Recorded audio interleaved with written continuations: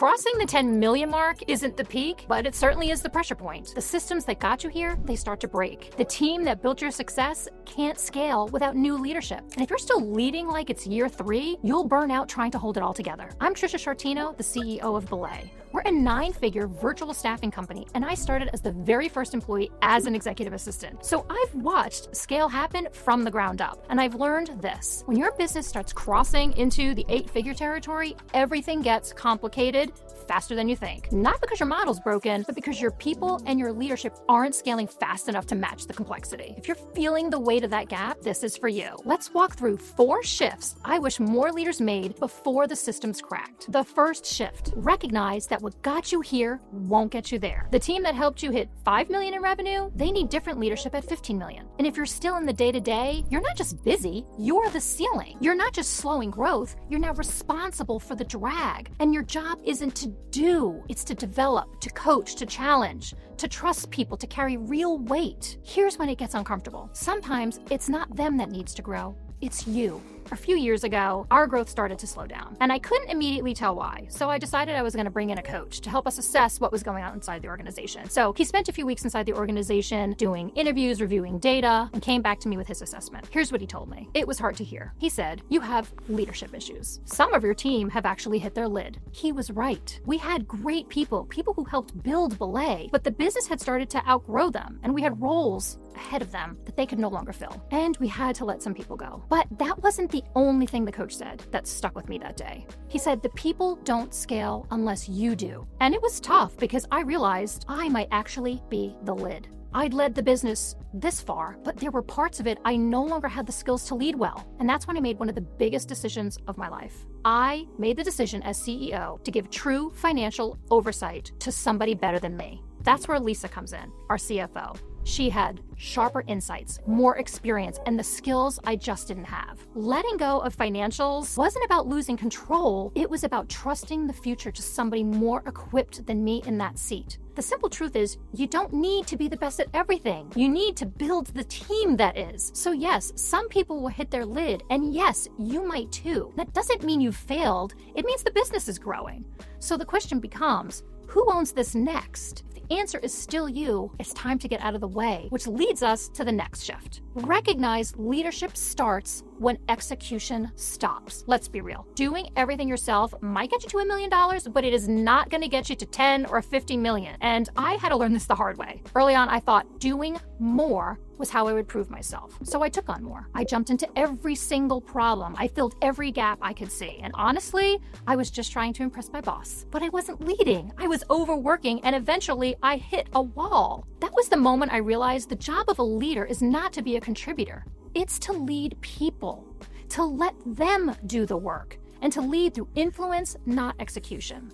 I clearly remember being a manager, and I wanted to be a director, and I wanted to prove myself. And so I thought the best way to prove myself was to jump on every new project, get more work done, exceed all expectations of deliverables, outpace everybody else on the team, show how completely invaluable I was to get the next promotion. And it worked. But the truth is, if you're ever going to lead something larger than what you lead today, you have got to figure out how to delegate. I needed in that season to learn how to delegate and embrace it, so it didn't matter who did the work as long as the work got done. And for as long as I held the work, I was actually a bottleneck, and the workload just kept growing. I was slowing the machine by hoarding the work. In hindsight, I was thinking and working like a contributor. I was not being a great leader. Organization needed and wanted a leader. So no, doing more won't fix the complexity. It just hides the fact that you don't have structure. And if your calendar includes things like scheduling, reporting, approvals, and vendor follow-ups, you're running a $10 million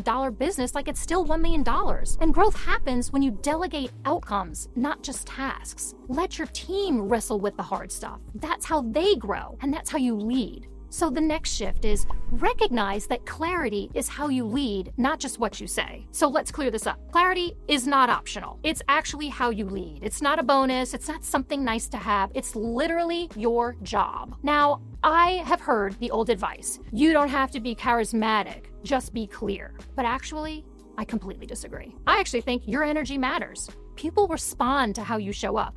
Because clarity isn't just information, it's presence, it's tone, it's energy. Now, clarity does not mean more meetings. And there certainly was a season here at BELAY when we thought, wow, we're growing. We need to communicate more. Let's add more meetings to the calendar so we can stay in sync. So we stacked on meeting after meeting, more check-ins, more stand-ups, more touch bases. And you know what happened? We had no time left to actually do the work. So we had to roll it all back, rethink our strategy, and start asking ourselves, is this a meeting or should it be an email or a video? Because more communication could also mean more noise. It doesn't mean it's more clear. And clarity isn't about being concise, telling people exactly what done looks like, who owns it, and when it's due. And here's the other thing, your communication strategy has to keep evolving. Ours changes quarterly because the organization is shifting all the time. And so much the message. If you're vague, your team will stall. If you're clear, they'll move. So repeat the objective and it becomes muscle memory. And then say it again just to be sure. Our officer team, for example, we used to meet twice a week. And we got to the place where half of those meetings actually started to be update meetings, where each officer was just spending time reviewing and updating the other officer the things that they were working on. And then one day we had to cancel the meeting because we had a conflict in scheduling. And I said, hey, since we're not going to be able to have our meeting, how about you just drop a video in Slack instead and keep the team updated on what you're working on? So the team sent 5-minute videos, each of us, so that each other officer could understand what was going on inside the business. And guess what?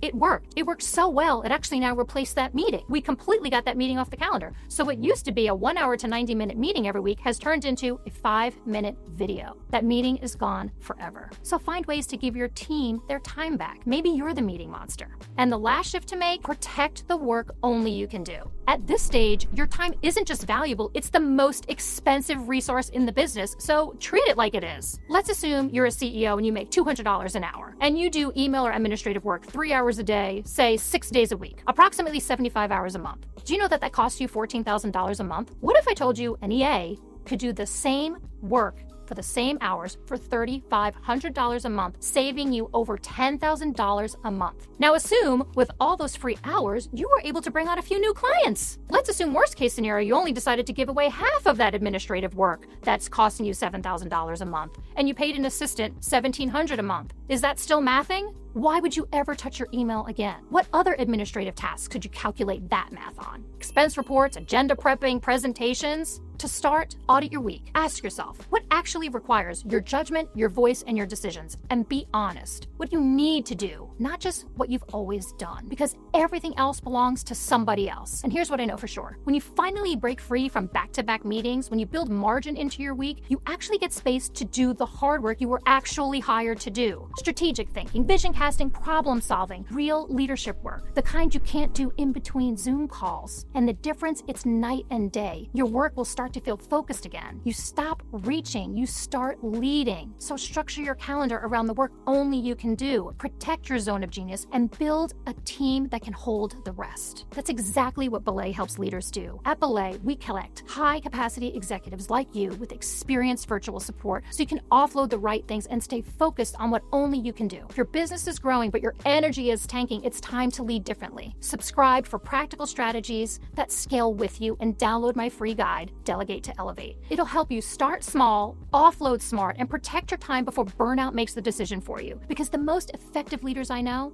they don't do everything. They do what only they can do, and they do it well.